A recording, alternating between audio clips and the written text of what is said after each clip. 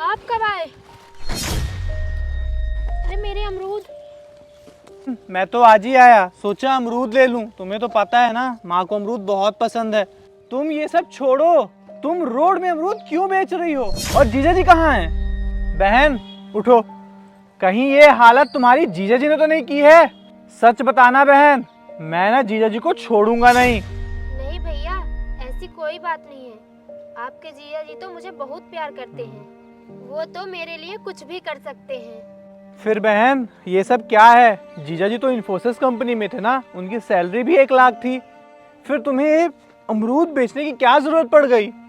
तुम पक्का मुझसे कुछ ना कुछ छुपा रही हो। और बहन अपने कपड़े तो देखो, क्या हालत बना रखी है तुमने अपनी। भैया आप परेशान मत हो, मैं आपको सब कुछ बता दूंगी। बहन अब तुम घर चलो, चलो।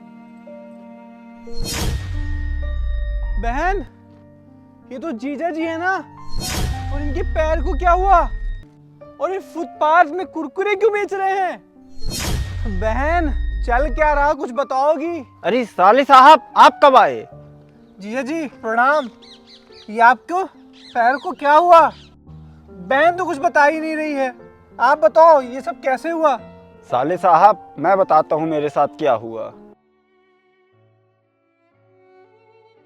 मैम साहब, तुम एक हफ्ते से कहाँ गायब थे? ये देखो सभी मशीनें बंद पड़ी हुई हैं, लेबर भी नहीं आ रहे। मेरा एक हफ्ते से पूरा काम धीमा पड़ गया है। और ये तुम्हारे पैर को क्या हो गया है? मैडम मैं कंस्ट्रक्शन साइड में था, तभी एक मशीन मेरे पैर पे गिर गई, मेरा पैर टूट गया। मैम डॉक्टर ने बोला है मैं कभी चल नहीं पाऊँगा। मैडम अब मैं ये फील्ड का काम नहीं कर पाऊँगा, मुझे आप ऑफिस का काम दे दीजिए। तुम्हें क्या लगता है मैंने अपनी कंपनी में कोई विकलांगों का अनाथालय खोल रखा है? मेरी कंपनी में अब तुम्हारे लिए कोई जगह नहीं है। मैडम मैंने आपकी कंपनी को 10 साल दिए हैं अपने, और आज मेरे साथ एक हादसा होने के कारण आपने मुझे कंपनी से निकाल दिया। तो तुमने कोई एहसान नहीं किया है, तुमने काम किया है तो मैंने तुम्हें पैसे दिए हैं। मैम मैं आपकी कंपनी में 10 साल से जॉब कर रहा हूँ, तब आप मुझे अपनी कंपनी से निकाल रही हैं, तो मैम नई कंपनी मुझे अपाहिज को कहाँ जॉब दे पाएगी? मैम प्लीज़ अपनी कंपनी से मुझे मत निकालिए, इसी कंपनी के दिए हुए पैसे से मेरा खर्चा चलता है। अभी तुमने थोड़ी देर पहले क्या कहा कि मेरी कंपनी में तुम 10 साल से जॉब करते हो, कुछ तो जमा पूंजी होगी, उसी से तुम कोई अच्छा सा बिजनेस कर लो। आप सही बोल रही हैं, मेरे पास जमा पूंजी थी, पर इस पैर के ऑपरेशन में मेरे पूरे पैसे खर्च हो गए।